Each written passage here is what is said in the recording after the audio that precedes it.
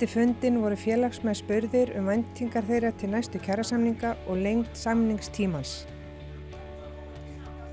Hverjar eru þínar væntingar til næstu kjarasamninga? Ég vil sjá hækkun bæði í krónutölu og prósentuhækkun. Fyrst og fremst umtalsverða hækkun á lægstu laun í krónutölu. Þannig að það verði í það minnsta lágmarksviðmið við framfærslu. 8% launahækkun í það minnsta.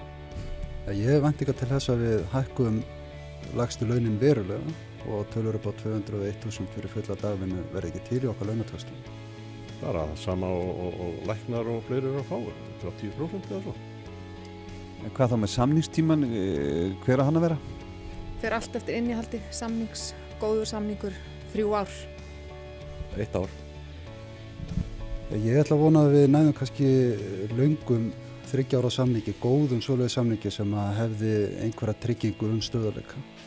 Bara stuttan, 1 ár eða svo.